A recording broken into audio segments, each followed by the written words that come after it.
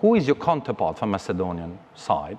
Is it Mr. Kovacevski, the one who needs to deal with, or is it Mr. Maricic, or is it Mr. Butuic, or is it President? I want from you. I want to hear it from you. I think it's very clear that the head of the government is Prime Minister Kovacevski, and we of course deal with different ministers depending on their specific. But he's the man in charge. Is he to blame if he doesn't?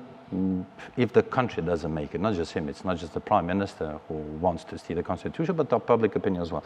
Is he the one to blame if he doesn't make it, sir?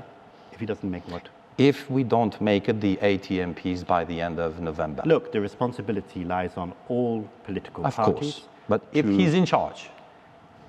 He's in charge of the government. This is a decision, the way in which, and it's normal, a change to a constitution, it's normal that it requires a majority more than the simple majority of a government. Most countries have that. So the responsibility lies on all of the politicians to take responsibility and to make the decisions which they think are right for the future of the country. Is it Mr. Mickoski to blame if we don't make it? As I say, it's a responsibility of all politicians to look at You the can never big be picture.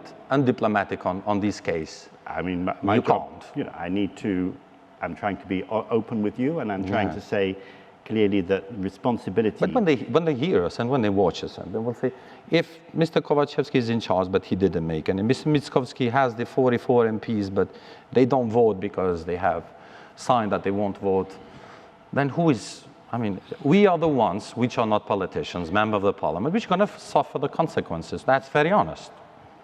All politicians have responsibilities to make the best decisions that they can for the country and looking at the country's medium to long-term future. Okay. And those who don't make, they're working against the interest of the country? I'm not going to comment on that. I mean, it's a matter for individual MPs. It's good questions, but it's a matter for individual MPs to make. But what I am saying is that, the opportunity is there now. The risks are very clear. So it's now for Parliament, once they're presented with the proposals, to decide how to act. It's been a year, no, actually not